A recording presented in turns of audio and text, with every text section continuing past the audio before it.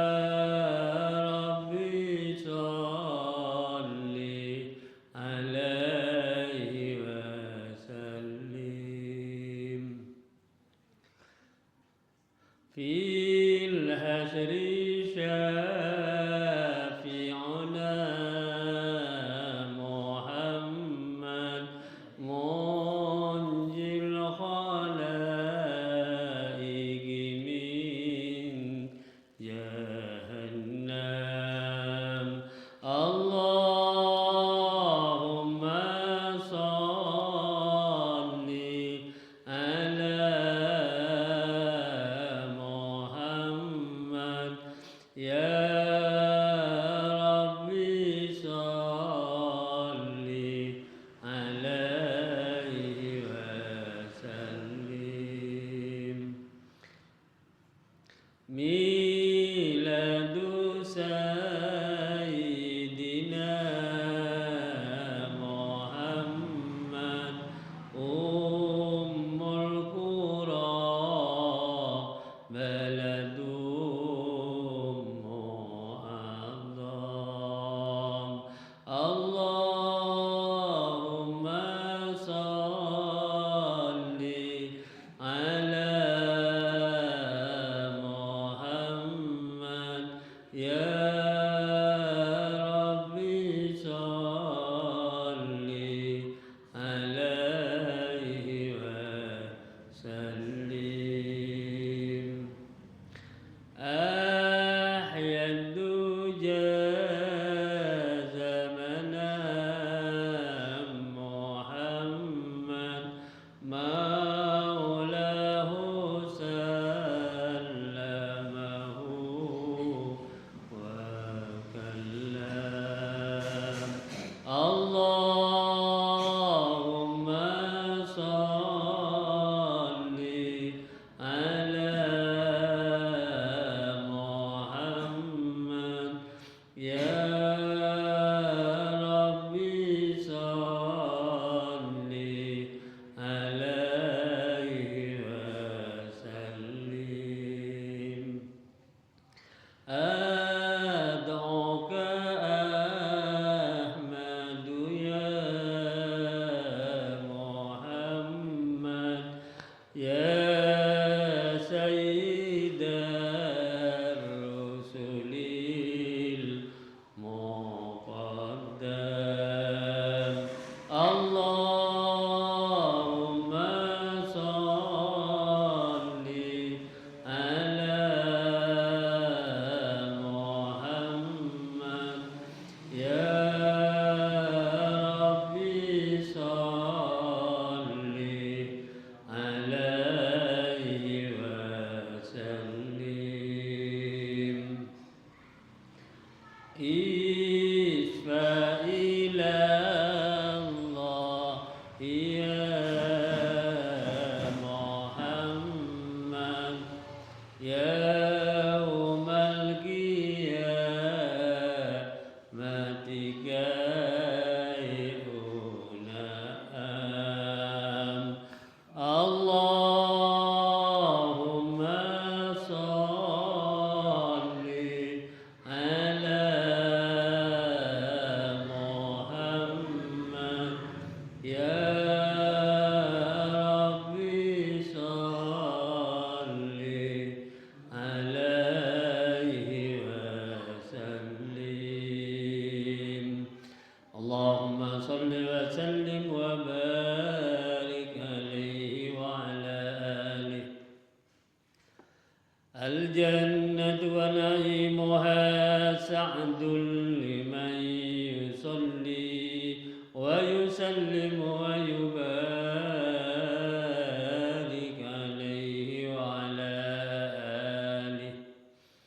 أتر اللهم قبره الكريم بعرف شديد من صلاة وتسليم. اللهم صل وسلم وبارك عليه وعلى آله.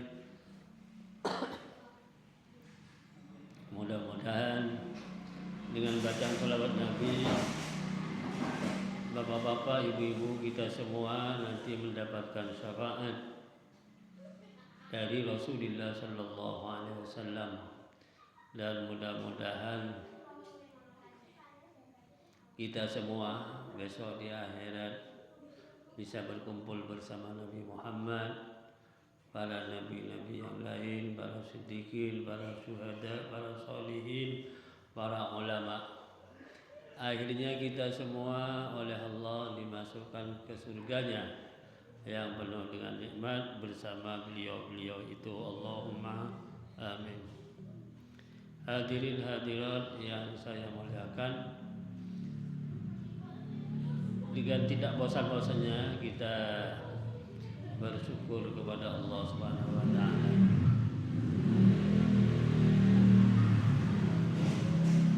atas limpahan rahmah dan karunia-Nya, sehingga pada malam ini kita dipertemukan kembali dalam acara pengajian rutin di Langgar Hidayah Kauman ini, yang kebetulan minggu kemarin diliburkan karena bersamaan dengan hari tasyrik. Kita masih dalam posisi banyak yang bersamaan acaranya, akhirnya di sini diliburkan dulu. Alhamdulillah malam ini kita mulai kembali, mudah-mudahan nanti ke depan bisa berjalan dengan lancar dan istiqomah. Allahumma amin. Hadirin hadirat yang saya muliakan,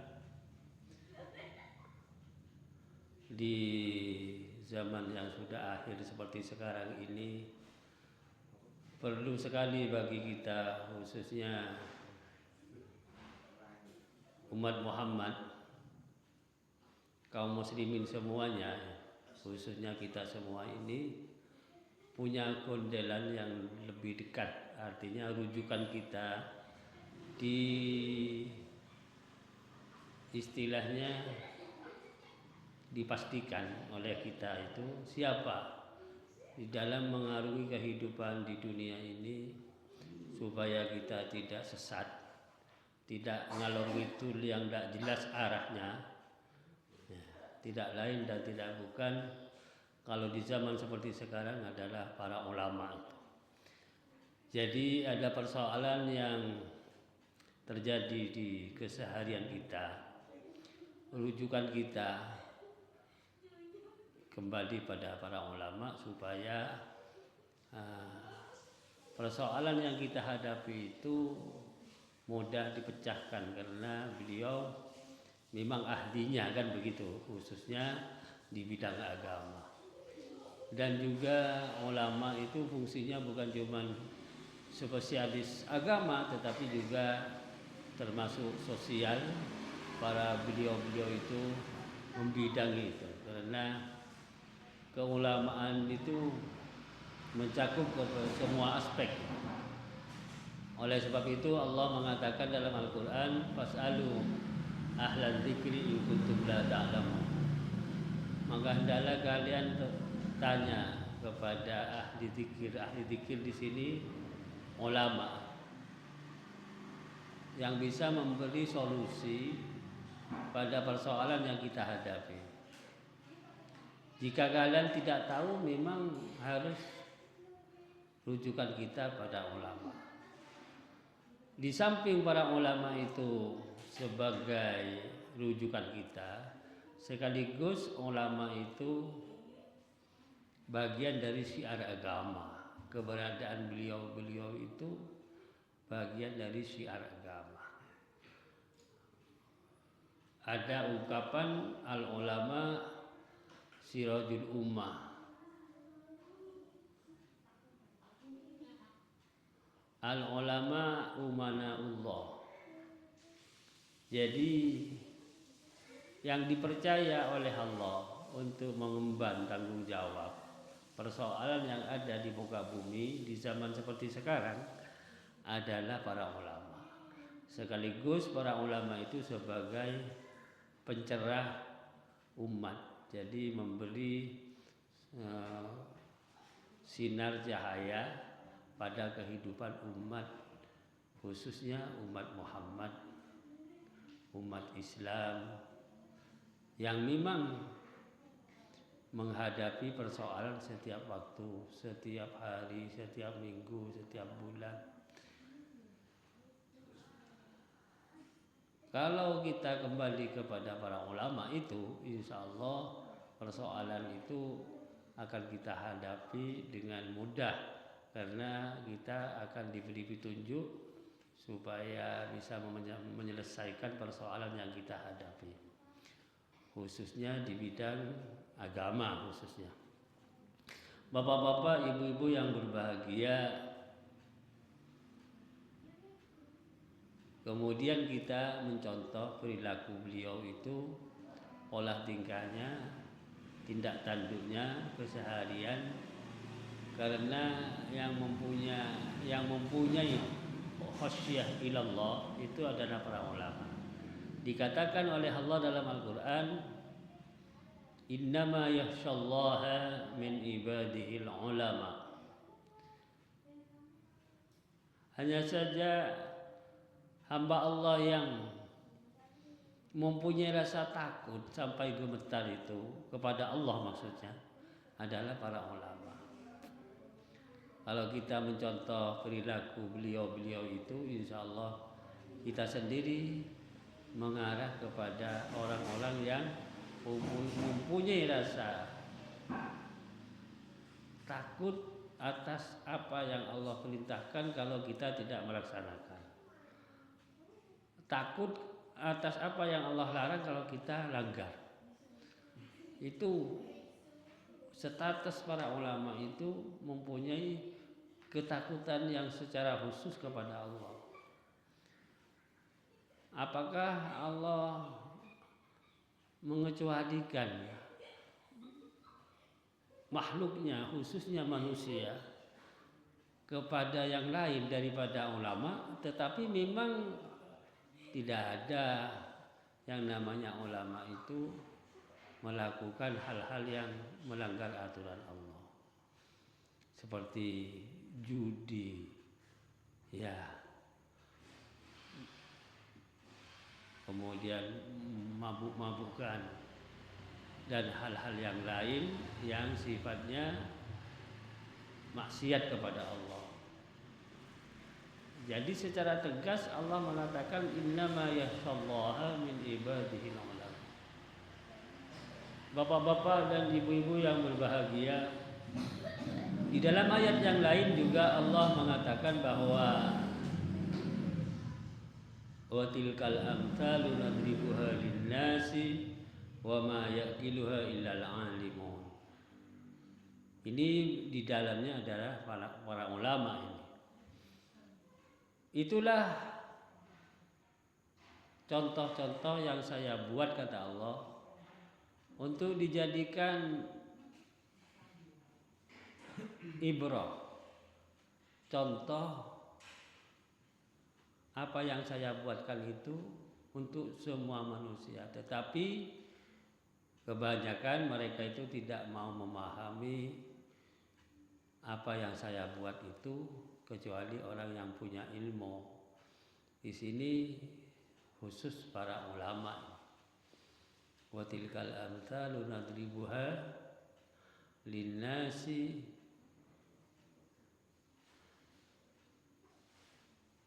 wa ma yaqiluha illal alim. Bapak-bapak, ibu-ibu yang saya hormati, di zaman akhir seperti sekarang ini menjadi keprihatinan pada Rasulullah SAW ketika beliau masih hidup. Beliau mengatakan bahwa nanti pada satu saat Allah itu tidak mencabut ilmu pengetahuan dari manusia yang punya ilmu, begitu kata Rasulullah, kecuali dengan cara Allah memanggil para ulama itu. Jadi wafat gitu ya, meninggal dunia. Rasulullah mengatakan innallaha la yaqbidul ilma intiza'an yantazi'uhu minan nas walakin yaqbidul ilma biqabdi ahli ay biqabdil ulama hatta idza lam yabqa 'alimun ittakhadhan nasu ru'usan juhala fa idza su'ilu fa aftau bi ghairi ilmin fadallu wa adallu atau kama qala Rasulullah sallallahu alaihi wasallam. Ini hadis sahih, ini muttafaq alaih. terjemahannya bahwasanya Allah itu tidak mencabut ilmu dari permukaan bumi ini dengan begitu saja dari manusia dicabut begitu saja, tapi caranya Allah mencabut ilmu dari permukaan bumi itu dengan cara biqabdil ahli, biqabdil ulama, memanggil para ulama yang mempunyai ilmu itu dipanggil, artinya meninggal dunia. Hatta idza lam yabqa alimun, sehingga di permukaan bumi itu atau di suatu daerah, di suatu negara, di suatu kabupaten atau kota tidak ada ulamanya di situ. Tidak ada yang orang yang bisa menjadi rujukan masyarakat. Hatta idza lam yabqa alimun. Tidak ada. Kalau dengan bahasa sekarang sudah krisis ulama. Karena tidak ada yang menjadi panutan yang bisa kita jadikan gondelan untuk menanyakan sesuatu. Akhirnya masyarakat di situ ittakhadhan nas ru'usan juhala, terpaksa membentuk manusia dijadikan tokoh di situ, dijadikan panutan, bahasa yang lebih spesifik dijadikan gondelan. Tapi dia tidak mempunyai, jangankan ilmu, pengalaman tidak ada. Ittakhadhan nas ru'usan juhala. Padahal persoalan setiap hari, setiap minggu ada saja kita hadapi di kehidupan kita sehari-hari. Baik itu menyangkut agama, sosial, kemasyarakatan dan seterusnya. Terjadi. Jadi karena di situ sudah ada panutan yang bisa memberi solusi, ya terpaksa dibentuk saja seorang yang bisa kira-kira menjadi gondelan oleh masyarakat, tapi dia tidak punya SDM-nya kalau bahasa sekarang, minim sekali. Faidah su'ilu, begitu ditanya dengan persoalan yang terjadi di masyarakat, lalu dia jawab fa'aftau biwairi ilmi, lalu dia memberi putusan, fatwa kalau bahasa sekarang, tanpa ada pedoman secara syariat, ngawur, bahasa yang lebih jelas itu ngawur dia. Fa'aftau biwairi ilmi fadallu wa adallu. Akhirnya dia itu statusnya dia sudah sesat karena memberi fatwa salah dan juga menyesatkan orang lain yang difatwai itu. Tidak jauh-jauh di hari-hari ini ada persoalan yang terjadi pada sebagian umat Islam yang sedang ada di Mekah. Tapi mereka itu tidak bisa melaksanakan ibadah haji karena terhalang. Tidak punya visa haji, visanya mungkin visa lainnya visa haji, akhirnya dilarang untuk masuk ke Arafah untuk wukuf di Arafah. Terus ada yang dibuat pimpinan, dijadikan pimpinan oleh jamaah yang sampai Mekah itu yang tidak bisa wukuf, dia memberi fatwa bahasa sekarang bahwa mereka yang sudah masuk Mekah dengan niat haji tapi terhalang itu sudah gugur hajinya. Artinya sudah sah lah, walaupun tak wukuf, sudah sah, sudah tidak punya hutang haji. Karena haji itu kan bagian dari rukun Islam yang kelima kan. Tapi dia kan sampai di sana tidak bisa masuk Arafah, tidak bisa wukuf. Terus diputuskan dengan panutannya yang tidak tahu tadi itu sudah tidak usah haji lagi, sama dengan yang sudah ukuf maksudnya. Itu jawaban yang sudah menyesatkan itu. Ini baru saja ada di YouTube, ada kan. Jadi ini di zaman akhir seperti sekarang prihatin kita. Karena dia punya jemaah, dijadikan pimpinan dengan jemaahnya, ada persoalan pelaksanaan ibadah haji, memutuskan dengan putusan yang salah. Naudzubillah min dzalik gitu. Betul-betul dia sesat dan menyesatkan orang lain.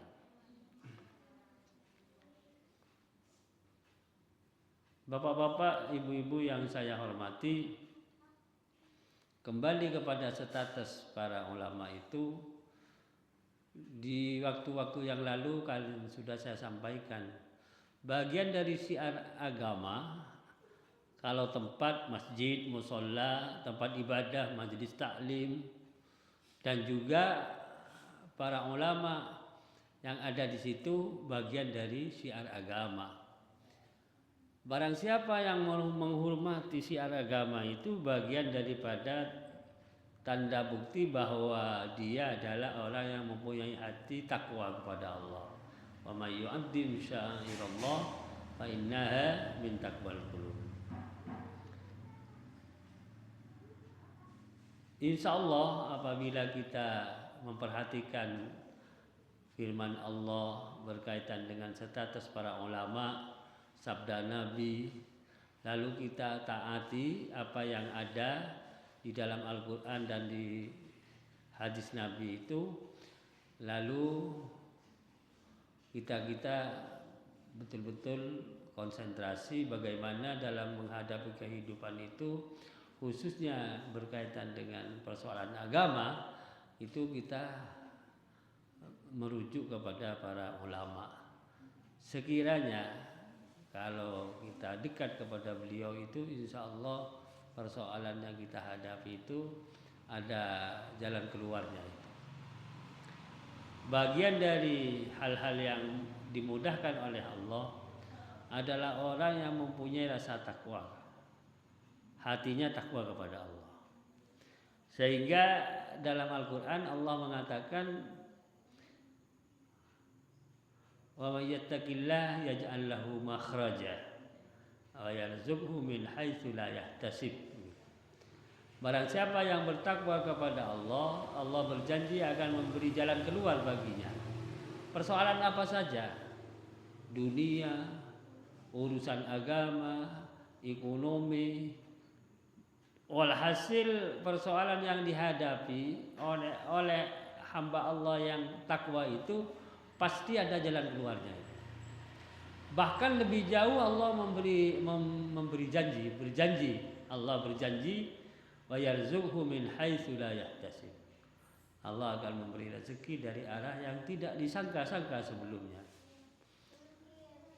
Namun demikian, ayat ini perlu kita yakini dengan seyakin-yakinnya supaya ada asar namanya.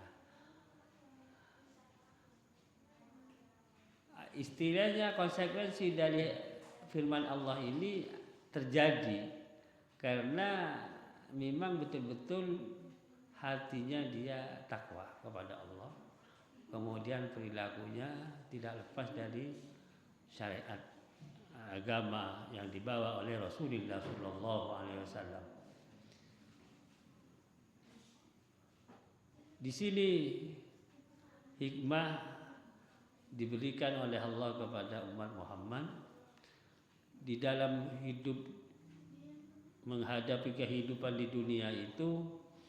Umat Muhammad diberi pedoman-pedoman yang sekaligus dengan hamba yang bisa memberi petunjuk pedoman yang diterima dari Allah tadi.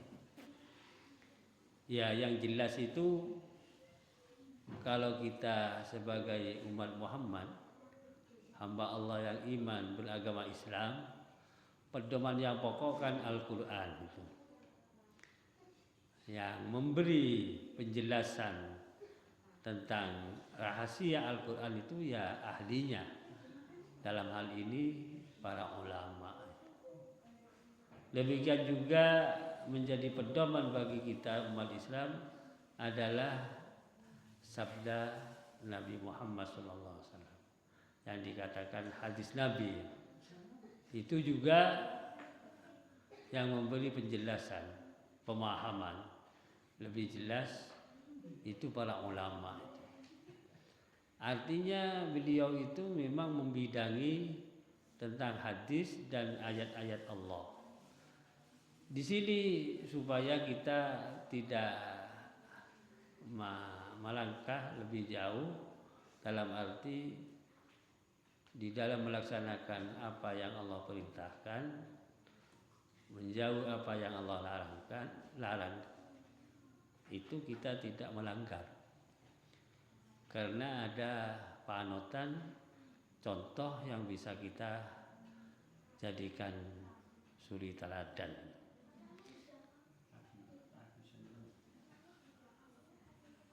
Sejak Rasulullah itu wafat, secara eksplisit hadis itu berjalan itu bagi umat Islam. Al ulama warasatul anbiya, kan begitu. Ulama itu pewaris para nabi. Yang memang yang menyampaikan syariat Islam setelah Nabi wafat tentunya Khulafaur Rasyidin yang dekat pada Nabi, Sayyidina Abu Bakar, Sayyidina Umar, Sayyidina Utsman, Sayyidina Ali, kemudian sahabat-sahabat Nabi yang lain. Setelah itu para tabi'in beberapa tahap. Setelah para tabi'in tadi para ulama. Karena dari Rasulullah ke sekarang ini sudah 15 abad, mungkin bagi kita sudah jauh ya. 15 abad sama dengan 1500 tahun gitu. Iya kan? Berarti ajaran Islam yang dibawa oleh para Khulafaur Rasyidin setelah wafatnya Nabi Muhammad kan estafetnya kepada para tabi'in. Setelah itu baru para ulama. Yang menerima estafet di zaman akhir ini ya para ulama ini tentang risalah Islam ini. Supaya kita tidak salah, sekali lagi ya kondelan kita ke sana kepada para ulama. Tapi ya ini istilah ulama itu ada dua, ada ulama akhirat, ada ulama dunia. Nah ini yang perlu dijelaskan kepada umat Islam, mayoritas umat Islam itu tentang status ulama akhirat dan ulama dunia itu, supaya tidak terjebak oleh kata-kata ulama tadi.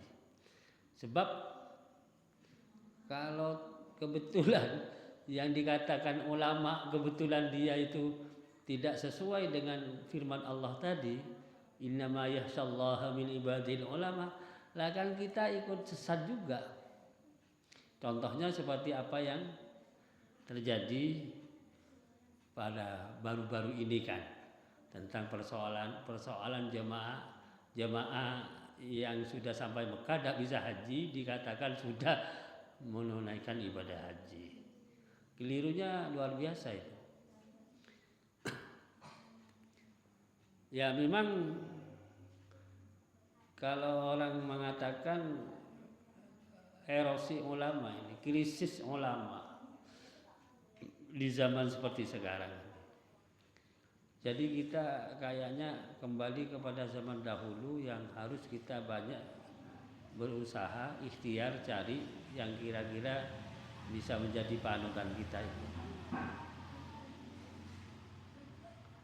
Lebih-lebih di zaman seperti yang sekarang kita ulangi kembali, banyak orang yang itu tadi karena memang kurang mau berkomunikasi dengan teman, dengan keluarga, handai tolan, akhirnya terjebak sendiri. Kalau ulama dikategorikan ulama tetapi tidak masuk pada firman Allah tadi, kan repot kita. Tidak masuk kepada firman Allah yang dinamakan hatinya ulama tersebut itu sangat khosyah kepada Allah. Khosyah itu terjemahan yang lebih spesifik itu takutnya sampai gemetar. Innama yasyallah min ibadihil ulama. Bapak-bapak, ibu-ibu yang berbahagia, kita di zaman akhir ini banyak prihatin dan memohon kepada Allah supaya senantiasa kita mendapatkan petunjuk dari Allah. Di dalam mengarungi kehidupan ini, hidup kita dan keluarga kita khususnya, tidak berjalan kepada jalan yang tidak benar. Karena hidup melalui perjalanan yang salah itu ya kita larinya ke kesesatan tadi, tidak diridhoi oleh Allah. Tapi kalau kita berjalan kepada jalan yang benar, namanya menuju kepada ridha Allah. Dunianya enak, akhiratnya juga enak. Di sini sedikit yang saya sampaikan. Kebetulan ini pertengahan Dzulhijjah ya, pertengahan ini. Jadi, tapi ya saudara-saudara kita yang sedang ada di Mekah, di antaranya Pak Mubarak ini seminggu lagi nanti ke Madinah beliau. Ini kan kemarin berangkatnya 23 ya, tanggal 23 berarti ini tanggal 13. Baru 20 hari ya ada di Mekah, kurang lebih 20 hari. Di Mekah itu sekitar 28 sampai 29. Kemudian terus di Madinah 1 minggu. Nah, jadi perjalanan 40 hari atau 41 hari itu jemaah haji reguler itu kepotong perjalanan terbang itu sehari semalam, PP kan 3 hari lah. Jadi fullnya di Mekah dan Madinah itu ya sekitar 39 hari atau 38 hari. Ya, mudah-mudahan jamaah kita khususnya Pak Mubarak itu mendapatkan pendidikan haji yang mabrur ya kan. Sehat, kabarnya mungkin sehat ya. Saya belum dapat informasi ya. Mungkin jemaah sini ada yang. Tapi ini sudah lepas dari ibadah haji, sudah istilahnya dia itu tinggal santai-santai, cuman menambah ibadah mungkin umroh ke Tan'im, ngambil mikot makani Tan'im atau Ji'ronah. Kalau ada yang membimbing, kebetulan yang membimbing itu cekatan, orangnya asal jemaah itu siap, mari kita umroh keluar ke tanah halal. Tanah halal itu Tan'im, Ji'ronah atau Hudaybiyah itu. Nah ini perlu saya sampaikan juga berkaitan dengan ini. Kembali kepada persoalan tadi, yang diikuti itu bukan orang alim, tidak orang yang maaf ya, tidak, istilahnya persoalan kaitannya dengan haji. Saya melihat sendiri masalahnya, tahu sendiri, bukan informasi saja. Karena dia tidak mau mengikuti ulama, dia melaksanakan umroh itu ihramnya dari hotelnya, coba. Padahal kan harus keluar dari hotel itu ke tanah halal namanya, ke Tan'im atau ke Ji'ronah. Langsung pakai ihram, langsung ke Mekah, tawaf, sa'i, tahlul. Kemana? Umroh katanya. Dari mana? Dari sini. Nah, gimana sama? Kok sama tidak mengambil mikot makani? Sama saja, ngeyel dia. Padahal dia itu gimana ya? bagian dari organisasi di Indonesia, tapi saya persis satu kamar dengan saya kasih tahu begini, dia tidak mau. Ya ini bagian dari Pak Fadlu wa adallu, ya ini. Ini kenyataan ini. Banyak. Saya kasihan kepada orang-orang yang melaksanakan ibadah haji dan umroh, tapi pelaksanaannya itu lepas dari aturan syariat. Karena dia tidak mau mengikuti tadi. Fas'alu ahlaz dzikri in kuntum la ta'lamun. Tidak mau. Padahal diperintah oleh Allah. Maka hendaklah kamu tanya kepada ulama. Kalau kamu tidak tahu, tidak tanya langsung. Karena yang diikuti itu bukan orang ahli diikuti. Ya itu ngawur itu. Ihram langsung berangkat ke haram, tawaf, sa'i, tahallul katanya. Apa? Umroh katanya. Kok tidak mengambil mikot? Biasanya kalau mau umroh itu mikot makaninya dari Madinah menuju Mekah, Hudaybiyah, Bir Ali itu. Kalau ada di Mekah ke Tan'im atau ke Ji'rana atau ke Hudaybiyah itu. Mikot makani itu tempat untuk niat ihram. Jadi harus keluar dari sini ke Tan'im itu. Sampai Tan'im, dari sini pakaian ihram tidak apa-apa, tapi niatnya dari sana nanti. Niat ingsun ihram umrah fardhu lillahi ta'ala misalnya. Nah, lalu berangkat ke Mekah, tawaf, sa'i, tahallul, selesai. Ini tidak keluar ke Tan'im, tidak keluar ke Ji'rana, langsung dari hotelnya pakaian ihram langsung ke Mekah, tawaf, sa'i, tahallul. Ya fakot lawa itu. Karena dia tidak berangkat dari tempat di mana seharusnya dia berangkat. Berangkatnya dari bukan mikot makani, tapi mikot kamarnya sendiri itu. Ini hanya ini kejadian, saya tahu persis itu. Bapak-bapak dan ibu-ibu yang berbahagia, ini gambaran sekilas. Semua kalau ada persoalan yang berkaitan dengan agama, ibadah dan yang lain, kita sarankan untuk tanya. Kalau memang kita tidak tahu, kalau tahu ya monggo, sudah ada kondelannya ini, pedomannya ini, sudah tidak masalah kalau sudah tahu. Tapi kalau belum tahu kita harus tanya itu supaya tidak salah. Sebab sudah mengeluarkan daya dan upaya semuanya, tapi percuma, kan repot kita. Maulaya sholli wa sallim daiman abada ala habibika khairil khalqi kullihim huwal habibul ladzi turja